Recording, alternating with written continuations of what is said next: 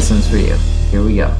So what I'm doing is I'm taking the worksheet that I have here and I'm going to try to put it onto a Google Forms. Now the reality here is if I've already got something similar, I would make a copy of it and then start adjusting it from there. But I'm going to start by assuming that you don't have a copy of this yet. So what I do is go into where I want it to be, and I would click Forms,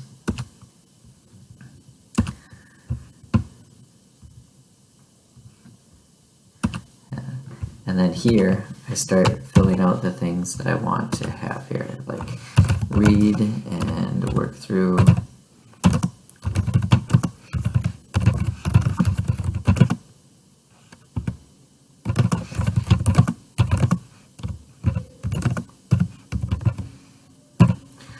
Okay, so now I'm going to start adding the questions, and since my first ones are actually just going to be identifiers, I'm going to start with things like first name, last name, and teacher. Now I want this to be required. It puts this one as a short answer. Perfect. I'm going to do last name. Now if you didn't notice, I actually click duplicate because that helps me do this a little bit faster. Now here I'm going to change this to a drop down where I can pick the teacher. And again, I want to put in my options here. Sorry, I always do this alphabetically. And then this one, I want the hour of our class.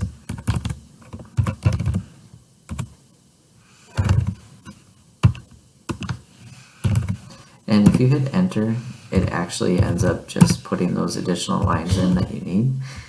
Perfect. So I'm in really good shape so far.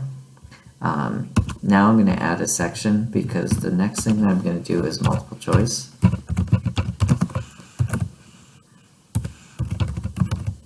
And from here, I'm just putting in what I want for the directions. Oh, sorry, I should back up before I get too far.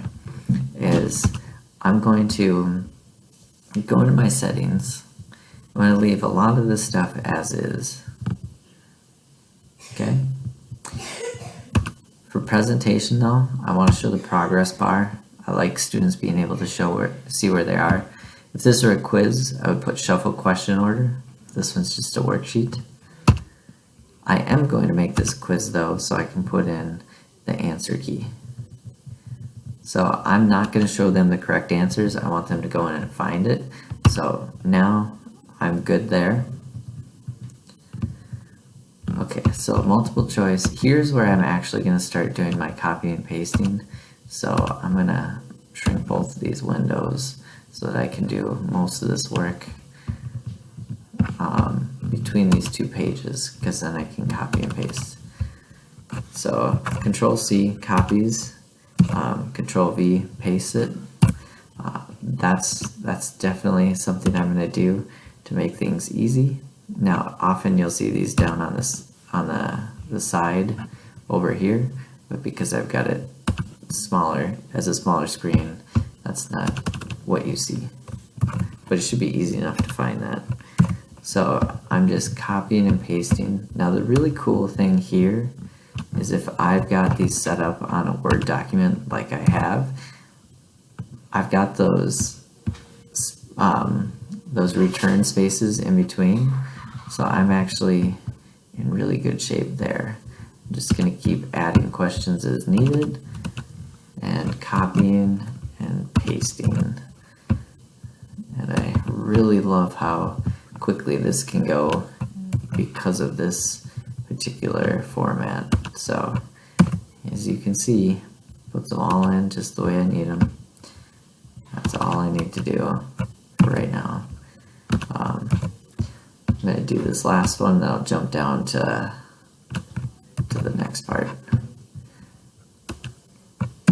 So if I'm going to do another section,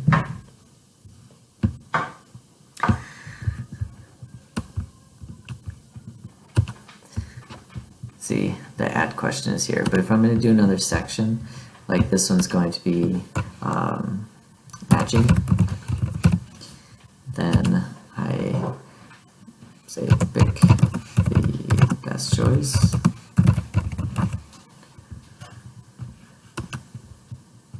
and I'm going to add questions. So here it's kind of interesting how this will work, but I'll go to multiple choice grid because that actually works really well here.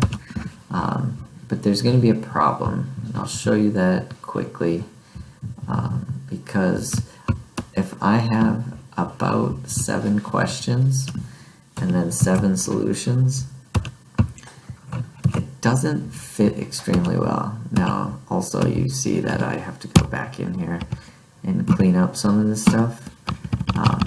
Really doesn't take very long, and remember, Control Z is the undo, and that's going to be your friend, especially when you start doing some of this stuff, because try it out. If it doesn't work, try again, no problem.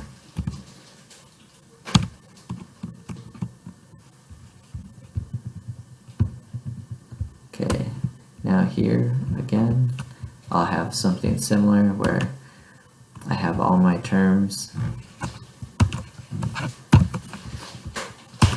and I just paste these in here. But here's the issue that comes up.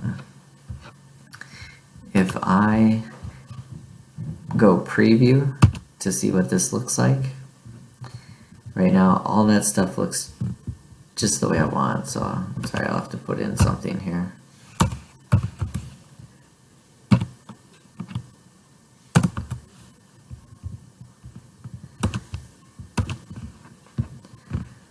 So if I continue on, I answer these questions. Right now I don't have an answer key yet, so it's not going to tell me if I'm right or wrong, but it won't until I submit it anyway. But as you can see here, this is a little bit too messy. So 7 is too many, we'll have to back up. Usually about 4, even 5 works just fine, but when it's this many options, it just doesn't work very well. So as you can see, the students would have to scroll back and forth. So we'll go back and we'll cut that down a little bit. So, oops. I'm going to edit this again.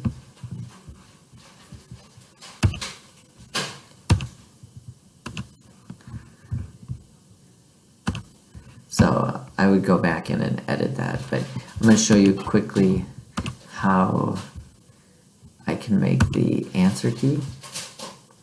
Oh, sorry, actually, I already have the quizzes turned on, so I don't want to put an answer key in for any of these. I just want to leave it as it is, because if I put in an answer key in there, it's going to mark them as correct, but I do actually want to change this to 0 points.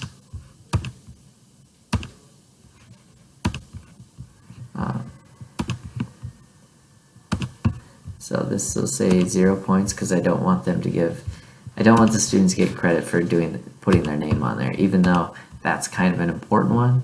I still don't want to give them credit for it. They're 6th graders, so we're not going to do that. But here, I just have to find the correct answer. I mark the correct answer and it shows right there. Sorry, I'm not even reading these questions, but here's where it gets a little bit different.